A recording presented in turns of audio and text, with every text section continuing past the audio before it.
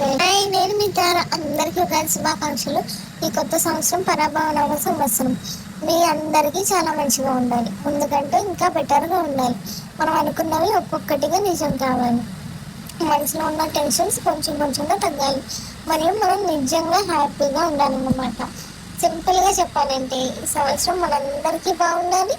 ఇంకా ఇంకా బాగుండాలన్నమాట. అదే నేను కోరుకునేది. మా ఇంట్లో అయితే ఉగాది అంటే ఫుల్ ట్రెడిషన్ అన్నట్టు. పక్కాగా పంచాంగం చెప్పించుకుంటాము. ఎప్పుడేం చేయాలి, ఏ టైం మంచిది అని ఫిక్స్ చేసుకొని ఆ టైంలో స్టార్ట్ చేస్తాం అనమాట. ఇప్పుడైతే 6:51 వరకు అమావాస్య ఉంది. అది అయిన తర్వాత మంచిగా శుభ్రం చేసుకొని మంచిగా పూజ చేసుకుంటాం అనమాట. ఇప్పుడు ఏంటంటే అంతా పండుగ స్టార్ట్ చేసిన తర్వాత మనందరికీ తెలిసిన ఈ ఉగాది పచ్చడి ఎంతమందికి ఇష్టం మీలో? నాకైతే చాలా ఇష్టం. సో అదే మనకి ఉగాది స్పెషల్ అన్నమాట. సో ఈ ఉగాది పచ్చడిలో షడ్రుచులు అంటే ఏంటి? మన జీవితానికి మన జీవితం అది ఒక అద్దంలాగా అన్నట్టు అనమాట. సో అది ఒక్క రుచుల కిందే చూడద్దు ఇప్పుడు కూడా. చేదు మనకి నచ్చని రోజులు, ఎందుకంటే ఎందుకు ఇలా జరుగుతుందో అర్థం కాని టైం. అదే తీపి అయితే చిన్న చిన్న సంతోషాలు, ఏమీ లేకపోయినా మనం నవ్వే క్షణాలు అనమాట. పులుపు ఊహించని ట్విస్ట్లు మన లైఫ్లో ఒక్కొక్కసారి పంచిపోయి ఒక్కసారిగా మారిపోయే సందర్భాలు. కారణం ఏంటంటే కొంచెం కోపం, కొంచెం ఫైర్, అది కూడా మనలో ఒక భాగమే కదా. ఉప్పు ఏంటంటే బ్యాలెన్స్, అది లేకపోతే ఏది పూర్తిగా అనిపించదు.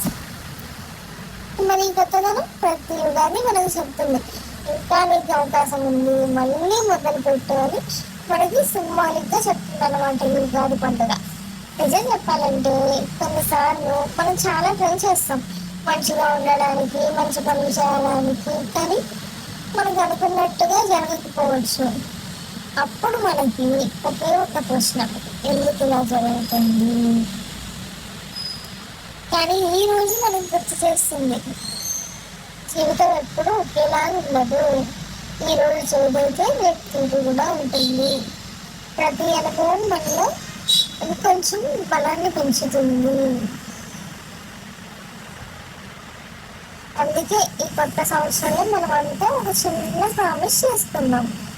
ఏది వచ్చినా సరే కొన్ని స్ట్రాంగ్గా తీసుకున్నాం, నిలబడదాం.